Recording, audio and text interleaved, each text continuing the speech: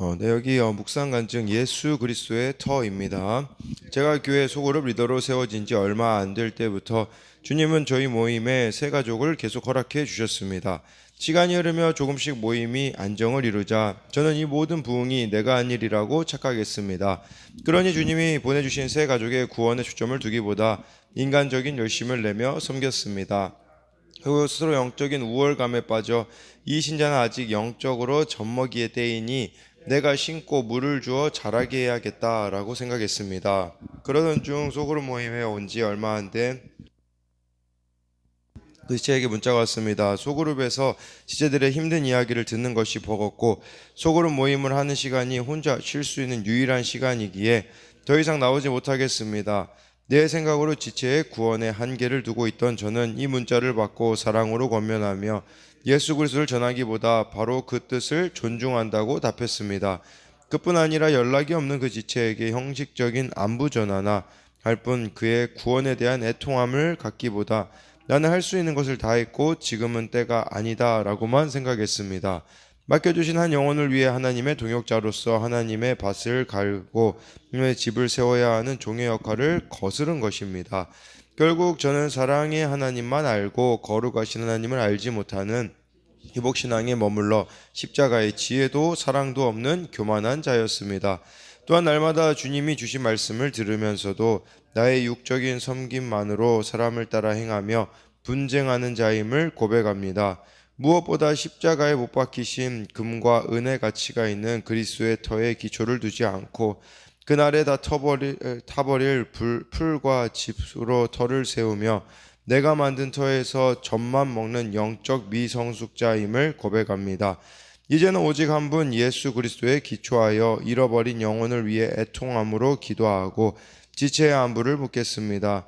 이를 위해 책망의 말을 달게 받고 주님의 계명에 순종하여 그 한 영혼이 주께 돌아오게 함으로써 예수 그리스도의 터를 잘 세워가길 소원합니다. 적용하기: 아침에 말씀을 묵상한 뒤 큐티책에 지체들의 이름을 적어놓고 기도하겠습니다. 새 가족에게 전화할 뿐만 아니라 집에 찾아가 안부를 묻겠습니다.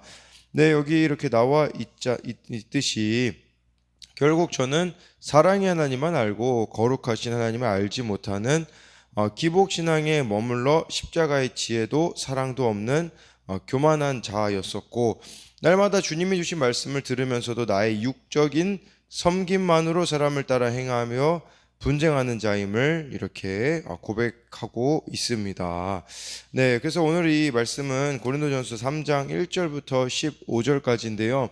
어제 말씀에 이렇게 연장선이라고 볼 수가 있습니다. 육신에 속한 자가 있는가 하면 성령의 사람이 있는 것이겠죠. 근데 육신에 속한 자인지 성령의 사람인지 그 차별이 여기에 보면 나와 있습니다. 1절에 보니까요. 형제들아, 내가 신령한 자들 대함과 같이 너희에게 말할 수 없어서 육신에 속한 자 곧 그리스도 안에서 어린 아이들을 대함과 같이 하노라 라고 해가지고요. 신령한 사람은 성령의 사람이에요. 이 바울이 형제들아 라고 하는 것은 고린도 교회 성도들을 말하는 거겠죠. 내가 신령한 자 성령의 사람을 대함과 같이 너희에게 말할 수가 없다고 이렇게 말씀해 주고 있어요. 그러니까 여러분, 이게 성령의 사람이 아니면 할 말도 다 못해주게 되어지는, 정말 우리의 한번 신앙의 점검이 이루어져야 되는 거겠죠. 나는 정말 이렇게 누군가에게 이렇게 그런 충고나 조언을 들을 수 있을 만큼 신앙이 성숙했는가 라는 부분이겠죠. 어느 목사님이 그런 이야기를 하시더라고요. 자기 교회 성도가 그런 이야기를 했다고 해요. 목사님, 언제든지 저에게 필요한 말이 있다면 거침없이 이야기를 해달라고 그렇게 성도님이 이야기를 했다고 해요. 참, 우리도 한번 생각을 해봐야 되는 거겠죠. 정말 바울이 성령의 사람인데 편하게 말을 이 고린도 교회 성도들에게는 못하겠다라고 지금 하고 있어요. 왜 그러냐면 이들의 신앙 수준이 여기 1절에 보니까 육신에 속한 자였기 때문이라는 거겠죠. 그러니까 육신에 속한 자라는 것은 쉽게 말하자면 우리로 말하자면 그 세상과 하나님과 양다리 걸친 자, 이렇게 볼 수 있지 않을까요? 네, 이런 자들은 어린아이 대함과 같이 할 수밖에 없는 거예요. 그러니까 우리가 세상과 하나님 그 양다리를 걸치고 있다라는 것은 신앙 상태가 어리다라는 거, 어린아이라는 것을 말해주는 거겠죠.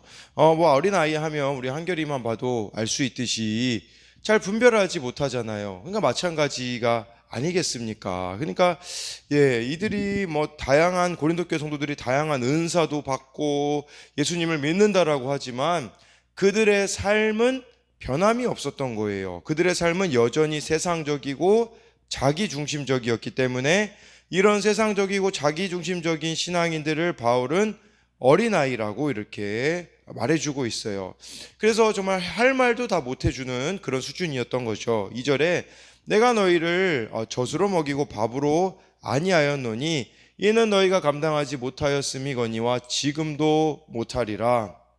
네, 이 어린아이의 그런 수준의 신앙은 젖만 줄 수밖에 없다. 이 밥도 줄 수가 없다라고 지금 이렇게 말씀해 주고 있어요. 그러니까 이제 바울이 고린도 교회에서 이들을 거의 뭐 1년 6개월 정도 가르쳤거든요. 그리고서는 지금 에베소 지역에서 편지를 쓰고 있는 거라고 할 수 있는데 시간이 많이 지났는데도 자라지가 않는 거예요. 이 여전히 어린아이 상태로 머물러 있는 것은 이해할 수 없는 일이었다라는 거죠. 우리도 이걸 통해서 알 수 있는 것은 오랜 신앙생활을 했다고 해도 우리의 마음과 생각이 예수님을 닮아 있지 않는다면 영적 어린아이라고 할 수 있어요. 요새 그런 말 있잖아요. 어른아이라는 말이 있거든요. 어른인데 이제 그 실제로 삶을 보면 어린아이같이 행동하는 것을 그렇게 말하는 건데 우리도 영적 어른아이일 수 있다라는 것을 기억해야 한다라는 거예요. 그래서 이렇게 이것도 젖으로 먹였다라는 것은 그냥 듣기 좋고 편한 말씀 이런 것만 받아 먹는 거예요. 나를 불편하게 하는 거, 회개하는 말씀은 받아들이지 않는 자들이라고 할 수가 있는 것이겠죠. 죄를 드러내고 가치관을 바꾸며 삶을 거룩하게 만드는 단단한 말씀을 먹지 못하는 수준이었다라고 할 수 있습니다. 그래서 2절에 대한 적용 질문은 오늘 내가 먹어야 할 단단한 말씀은 무엇입니까? 그리고 또 질문해 볼 수 있는 것은 나의 영적 나이는 몇 살인지 계속해서 나의 신앙은 자라가고 있나요? 3절에 너희는 아직도 육신에 속한 자로다. 너희 가운데 시기와 분쟁이 있으니 어찌 육신에 속하여 사람을 따라 행함이 아니리요. 이들의 신앙이 어린 아이인 이유, 육신에 속한 이유는 시기와 분쟁이 있는 걸 통해 알 수 있다라는 겁니다. 그러니까 우리도 누군가에 대해서 시기하고 여전히 누군가만 이렇게 분쟁하면서 있다면 그게 신앙이 어리다는 증거라는 겁니다. 그렇기 때문에 여러분 하나님은 우리들의 믿음이 자라게 하시려고 내 힘으로 감당할 수 없는 사건을 허락하십니다. 이걸로써 하나님께서 원하시는 것은 나의 육적인 생각을 포기하기를 원하시는 거예요. 전에는 감당하지 못했던 말씀을 먹게 하심으로 사람이 아닌 하나님을 따라 행하게 하신다라는 겁니다. 그래서 중요한 것은 내 생각을 버릴 때 시기와 분쟁이 그칩니다. 반대로 말하자면 내 생각을 버리지 못하고 있기 때문에 우리들 가운데 시기가 있고 분쟁이 있다라는 거예요. 그러다 보니까 교회 안에서도 끼리끼리만 어울리고 시기와 분쟁을 일으키는 거죠. 그리고 시야가 넓기는커녕 자기에게만 집중되어 있기 때문에 하나님의 시선으로 다른 이들을 바라볼 수 없는 겁니다. 여기 3절에요. 이런 신앙 어린 자들 육신에 속한 자라고도 하지만 여기 3절에 사람을 따라 행함이 아니리요. 이 사람을 따라 행하다라는 말을 헬라어로 보면 무슨 뜻이냐면 인간의 본성을 따라 산다. 그냥 본성대로만 살아가는 거예요. 나 원래 뭐 성질이 이러니까, 나 원래 기질이 이러니까, 그냥 자기 본성에 따라서만 살아가는 자. 이걸 또 영어 성경에는요 이렇게도 표현하더라고요. 인간적 성향에 따라 행동한다. 또는 거듭나지 않은 사람들처럼 행동한다. 이런 영어로도 번역을 하더라고요. 영어 성경으로 거듭나지 않은 사람들처럼 행동한다. 그러니까 문제는 바울이 성령을 이들이 받았음에도 불구하고 성령 받기 전과 다를 바 없는 인간적인 방식의 삶을 살아가는 거예요. 그러니까 기준이 하나님이 아니라 여전히 사람에게 있다라는 거겠죠. 그래서 죄를 지으면서도 이렇게 이야기해요. 사람이라서 어쩔 수 없어요. 이런 식으로 이야기를 하는 자들이 바로 육신에 속한 자라고 할 수가 있는 것이겠죠. 이 3절에 대한 적용 질문은 내 안에 시기와 분쟁이 여전히 있다면 그것이 내 욕심에서 나오는 것임을 인정합니까? 내 생각과 다르다며 거리를 두고 있는 사람은 없나요? 또 한 가지는 거듭난 사람처럼 살아가고 있나요? 이것을 우리가 이 말씀을 통하여서 돌아봐야 합니다.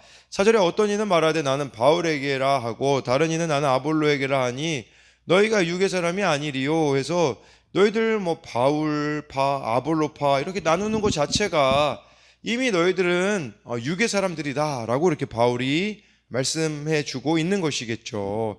각자 욕심에 사로잡혀 특정 인물을 이렇게 선생으로 모신다고 자랑을 했다라는 겁니다. 너희가 육의 사람이 아니리요 라는 말은 너희가 보통 사람들, 이게 보통 사람들이다 라는 뜻이거든요. 그러니까 이건 예수님 믿는 사람들의 행동이 아니라는 거죠. 그러니까 이 세상의 사람의 차원도 넘어서지 못하는 그런 사람으로 세상의 가치관을 버리지도 세상의 기준에서 떠나지도 못한다는 지적입니다. 5절에요. 그런즉 아볼로는 무엇이며 바울은 무엇이냐? 그들은 주께서 각각 주신 대로 너희로 하여금 믿게 한 사역자들이니라 라고 해가지고요. 바울파 아볼로파 나누는 게 무슨 소용이 있냐라는 거예요. 다 하나님이 너희들에게 믿음을 주기 위하여서 세우신 사역자일 뿐이라는 거예요. 그러니까 이것은 살아온 배경과 생각이 다른 지체들이 하나로 연합하는 것만이 영적 성숙함을 드러내는 표지라는 겁니다. 그리고 이 사역자들은 주께서 성도들의 믿음을 위해 교회에게 주신 하나님의 일꾼들일 뿐이라는 것이겠죠. 그래서 이 5절에 대한 적용 질문은 나는 요즘 사람을 추종하는 잘못된 열심에 빠져 있지 않습니까? 교회 안에서조차도 하나 되지 못하고 있는 사람이 있지는 않나요? 내가 마음으로 거리두기를 하고 있는 사람이 있나요? 라고 이렇게 할 수 있는데 우리가 그걸 생각해야 돼요. 사람은 믿음의 대상이 아니라 사랑의 대상이라는 것을 여러분들이 잊어서는 안 된다라는 겁니다. 6절에 나는 심었고 아볼로는 물을 주었으되 오직 하나님께서 자라나게 하셨나니 해가지고요. 바울이 심은 것은 이 고린도 교회를 개척한 거겠죠. 아볼로가 물을 주었다라는 것은 아볼로가 이 고린도 교회에서 말씀도 가르치고 양육을 했습니다. 근데 중요한 것은 누가 심었고 누가 자라겠느냐가 중요한 게 아니라 하나님이 자라게 하신 게 중요하다라는 겁니다. 그러니까 하나님이 이것은 주권적으로 다 하신 일이기 때문에 심은 자도 물을 준 자도 자랑할 것이 없는 것이고 또 그들의 모습을 보며 누가 더 낫다 이런 거를 고린도 교회 성도들이 할 게 아니라는 거겠죠. 7절에 그런즉 심는 이나 물 주는 이는 아무것도 아니로되 오직 자라게 하신 이는 하나님 뿐이니라 해서 누가 물을 줬건 누가 심었건 그게 중요한 게 아니라 자라게 하시는 분이 하나님임을 이렇게 말씀해 주고 있어요. 교회를 위해 헌신하는 사역자들의 수고는 값지죠. 그러나 땅에 떨어져 씨가 썩어서 싹이 돋는 것은 하나님의 역사 때문이라는 거예요. 그러니까 오직 자라게 하시는 이는 하나님이라는 거, 사역자들은 하나님의 도구일 뿐이라는 것을 말씀해 주고 있어요. 그러니까 하나님이 결국은 이 7절 말씀을 통해서 농부가 되신다 이렇게 볼 수 있는 거겠죠. 그러니까 사역자들은 복음 전파에 씨를 심으며 말씀에 가르친 것 목양에 물을 준 하나님의 농부인데 이 모든 게 다 하나님으로부터 온 것이다 라는 것을 제가 이렇게 말한 겁니다. 그래서 이 7절에 대한 적용 질문은 오직 자라게 하시는 이는 하나님뿐임을 믿고 하나님이 내게 맡겨주신 일에 충성해야 할 것은 무엇입니까? 또 한 가지는 말씀대로 순종하기만 했더니 하나님이 모두 해결해 주신 일은 무엇인가요? 8절 9절에요. 심는 이와 물 주는 이는 한 가지나 각각 자기가 일한 대로 자기의 상을 받으리라. 우리는 하나님의 동역자들이요 너희는 하나님의 밭이요 하나님의 집이니라 라고 해가지고요. 심느니 물주니니 다 똑같다. 자기가 일한 대로 상을 받을 것이고, 9절에 우리는 하나님의 동역자들이고 너희는 하나님의 밭이고 하나님의 집이다. 너희는 하나님의 밭, 하나님의 집이라는 것은 성도가 하나님의 소유임을 말씀해 주고 있는 거예요. 그렇기 때문에 교회를 분쟁과 파괴의 장으로 만드는 일은 절대로 용납될 수가 없다라는 것이겠죠. 10절 11절 보면요, 내게 주신 하나님의 은혜를 따라 내가 지혜로운 건축자와 같이 터를 닦아두매 다른 이가 그 위에 세우나 그러나 각각 어떻게 그 위에 세울까를 조심할지니라. 11절에 이 닦아둔 것 외에 능히 다른 터를 닦아둘 자가 없으니 이 터는 곧 예수 그리스도라 라고 말씀해주고 있습니다. 그래서 중요한 것은 기초라는 거예요. 기초, 모든 것의 기초, 그게 바로 예수님이 되어야 된다라는 것을 말씀해주고 있는 겁니다. 교회의 유일한 터는 예수님이에요. 그래서 우리가 예수님을 사랑하여 말씀을 따라 행한 일들은 금, 은, 보석이 되어 이 터 위에 세워질 거예요. 중요한 것은 우리의 삶과 가정과 교회도 구원의 반석이신 예수님의 터 위에 세워져야 한다라는 거겠죠. 예수님 한 분만이 교회가 세워지는 기초가 되기 때문에 서로 경쟁할 게 아니라 예수님이라는 하나의 기초 위에 각자 맡은 사역을 감당해야 돼요. 예수님을 기초로 삼지 않으면 제 아무리 화려한 집도 결국은 무너질 수밖에 없다라는 겁니다. 교회에 왜 분쟁이 일어납니까? 예수님을 위한 일인 것 같으나 예수님의 기초 위에 세워져 있지 않기 때문이라는 거예요.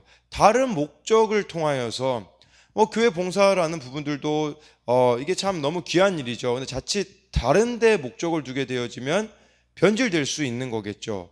저도 마찬가지지 않겠습니까? 설교하는 것도 이게 나를 드러내게 되는 게 돼버린다면 목적과는 멀어지는 거겠죠. 우리의 모든 사역과 하나님의 일을 하는 원동력이 결국은 예수님이 될 때에 분쟁과 시기가 없어질 것임을, 반대로 분쟁과 시기가 있다라는 것은 무슨 말이겠습니까?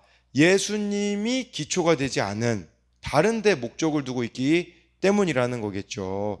그래서 12절 13절에요. 만일 누구든지 금이나 은이나 보석이나 나무나 풀이나 집으로 이 터 위에 세우면, 13절에 각 사람의 공적이 나타날 터인데 그날이 공적이 밝히리니 이는 불로 나타내고 그 불이 각 사람의 공적이 어떠한 것을 시험할 것임이라 해서, 이 공적이라는 것은 쌓은 공로 또는 업적, 한 일, 이런 걸 말하는 거겠죠. 그러니까 이게 하나님을 위하여서 한 일들이 이제는 다 이렇게 드러나게 되는데, 누군가는 하나님의 이 일들을 금이나 은이나 보석처럼 한 자들이 있어요. 이 자들은 누구냐면 예수님을 기초로 예수님을 위해서만 그 일을 한 사람들이겠죠. 근데 반대로 이 예수님의 기초에 되어지지 않는 나무나 풀이나 집으로 세운 자들은 자기 영광을 구하고 정말 이렇게 하나님의 말씀에 합당하게 하지 않은 자들을 말하는 거겠죠. 중요한 것은 불이 와요. 불. 이것은 우리들 가운데 불 같은 시험들이 찾아온다라는 거거든요. 그때 다 드러나게 되어 있어요. 예수님을 기초로 한 금이나 은이나 보석 같은 자들은 이런 것들을 이겨내게 되겠죠. 그러나 반대로 예수님이 기초가 되어지지 않은 자들, 나무나 풀이나 집으로 이걸 세운 자들은 다 불타서 없어져 버릴 거라는 겁니다. 그러니까 예수님이 이제는 재림하실 때 그때 다 또 드러나게 된다라는 말도 될 수 있고요. 또 교회는 마지막 날에 불심판을 통과하도록 금과 은과 보석처럼 강하고 귀한 믿음의 재료로 지어져야 한다라는 거예요. 13절에 적용 질문은 내게 찾아온 불 같은 고난은 무엇인가요? 그날의 불시험으로 불타게 된 나의 공적은 무엇입니까? 14절에요. 만일 누구든지 그 위에 세운 공적이 그대로 있으면 상을 받고 라고 해가지고요. 네, 이렇게 불시험은 뜨겁고 아프지만 금, 은, 보석으로 세운 자는 그 불이 오히려 아름다운 공적을 밝혀 상을 받게 된다라는 겁니다. 예, 그래서 이거에 대한 적용 질문은 내가 주님을 사랑해서 구원 때문에 쌓아야 할 선행과 거룩한 삶은 무엇입니까? 마지막으로 15절 보면요. 누구든지 그 공적이 불타면 해를 받으리니 그러나 자신은 구원을 받되 불 가운데서 받은 것 같으리라 라고 해가지고요. 이렇게 나무나 풀이나 집으로 세운 자들은 모든 공적이 불타 해를 받고, 네, 여기 보니까 자신은 구원을 받되 불 가운데서 받은 것 같으리라 라는 것은 부끄러운 구원을 얻게 될 거라는 겁니다. 이게, 네, 그러니까 누군가는 참 이렇게 부끄러운 구원을 받는가 하면 누군가는 금, 은, 보석과 같은 그런 믿음으로써 부끄러운 구원이 아니라 정말 이게 자랑스러운 구원이 되지 않겠습니까? 그래서 오늘 이 말씀을 통하여서 우리가 기억해야 되는 것은 정말 우리들의 신앙의 연수가 중요한 게 아니라 내 신앙이 정말 날마다 이렇게 말씀과 기도로 하나님의 뜻과 하나님의 마음에 합한 자들이 되고 있는지 어제 말씀에 기준을 말씀해 주고 있잖아요. 여러분들이 성령의 사람이라면 중요한 것은 어제 말씀에 보면 예수님의 마음을 가졌느냐 이걸 바울이 물어보고 있는 거죠. 우리의 신앙에 이렇게 신앙에 자란 것의 그 마지막은 예수님을 닮는 것입니다. 그리하여서 정말 우리가 예수님을 닮음으로 예수님의 그 기초 위에 금이나 은이나 보석 같은 믿음을 여러분들이 소유함으로 어떤 불같은 시험이 찾아온다고 할지라도 무너지지 않고 그 가운데 빛을 발하는 여러분들이 되시기를 소망합니다.